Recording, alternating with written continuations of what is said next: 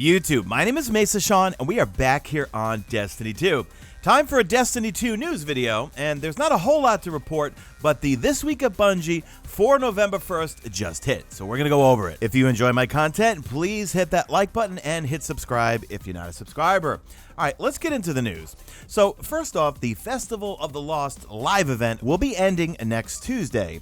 However, the Thunderlord quest, or at least that's what we think it is, or we're pretty positive it is by now, is still going to go on. And they say here that even though Festival of the Lost will be over, Amanda has a final quest. Over the next 3 weeks, she will unleash you in pursuit of those who killed Master Ives, the less hated of the Cryptarchs. Each week offers up a new quest step, and along with it, a powerful engram. I think we can all agree the first step was a little simple, right? We all completed it in probably 5 minutes. I just ran to the Cryptarch, bought myself a few engrams, and first step done.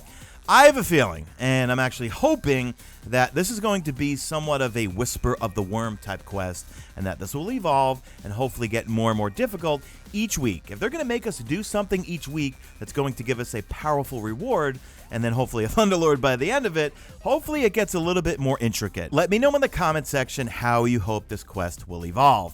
Next up, we learn about how Masterwork armor works. And when I mean how it works, it means that the armor actually has resistance to the 3 elements, Void, Arc, and Solar. But your first comment is probably going to be, well, I don't have any Masterwork cores to make my armor into a Masterwork. And I am right there with you. I am building up my Masterwork cores because now the Spider has 6 bounties every week that will award you 1 Masterwork core.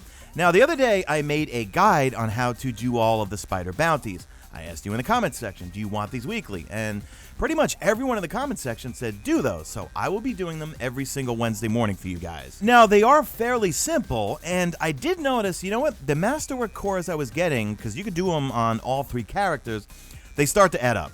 Now, you can get 18 if you do it across 3 characters.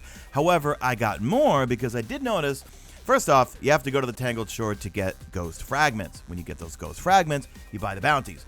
But I noticed when I was doing the Ghost Fragments farming, but then also doing these bounties, I was dismantling a lot of stuff and getting those Scrapper bounties. The Scrapper bounties also will give you 1 Masterwork core. Also, I was noticing that I was getting those finest Master Weaves, and I don't know if they actually upped the drop rate on those. That is that consumable that you consume, and then your next, I think, big yellow bar that you kill has a chance to drop you a Masterwork core. So, yeah, you could get 18 in all 3 characters, but I was getting a little bit more than 18. I think for the week I got about 24, which is not bad. However, I do wish that the bounties gave at least 2 to 3, because I'm just throwing them into weapons that I really like. I'm not even looking at armor. Alright, I'm off on a tangent here. Let's get into how Masterwork armor works. So it goes like this. 3 families of Masterwork perks are Arc, Solar, and Void. Each family has perks of 5 tiers. Each legendary armor item has a Masterwork perk, randomly assigned, allowing each player to potentially build up to 25 cumulative tiers of Masterworks for a given damage type. Each tier bestows the following effects: plus 1% damage resistance against any combatant attack carrying the specific damage type, not player attacks. This is just in PvE. Plus 1% damage resistance against any attack while the Guardian is in a super.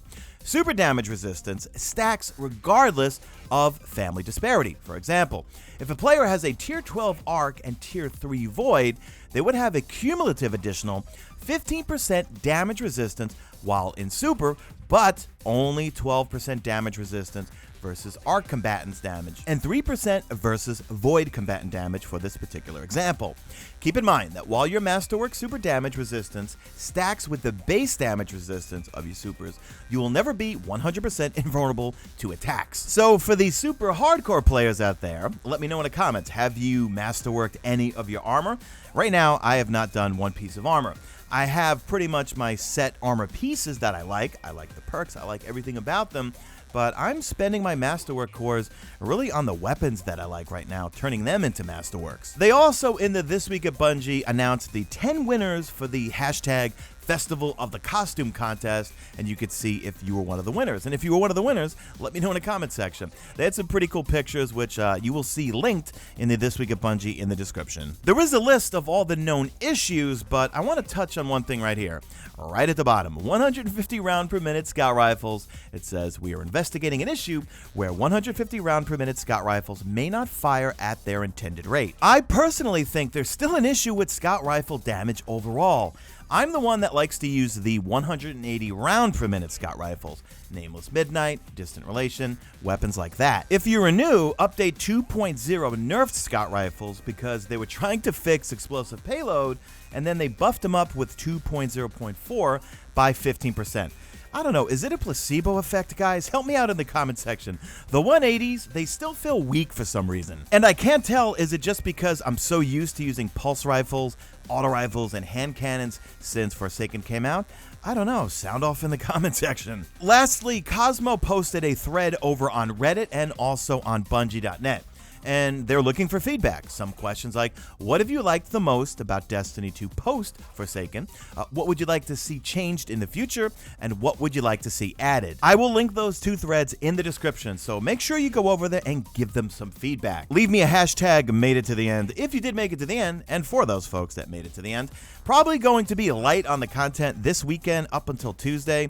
I'm kind of in vacation mode. I will be going away down to Miami for a couple of days with my girlfriend on Tuesday. So I'm trying to think, should I stream Tuesday the reset, or should I just do a weekly reset video? It just all depends on how this Thunderlord quest is going to pan out. So let me know in the comments. I know I ask way too much. Let me know in the comment section. Let me know in the comment section. Do you want to see a stream on Tuesday? We had a lot of people on Tuesday show up, and it was a fun day, even though there really wasn't much to do for the first part of the quest. All right, guys, I'm in full babble mode right now, and I'm in vacation mode. So light on the content this weekend, and that's it, guys. So do me a favor. Drop a like in this video, only if you see fit. Follow me on the Twitter at Mesa Sean. Check out my stream. Usually, always on YouTube, and that is it. I am out of here like Vladimir.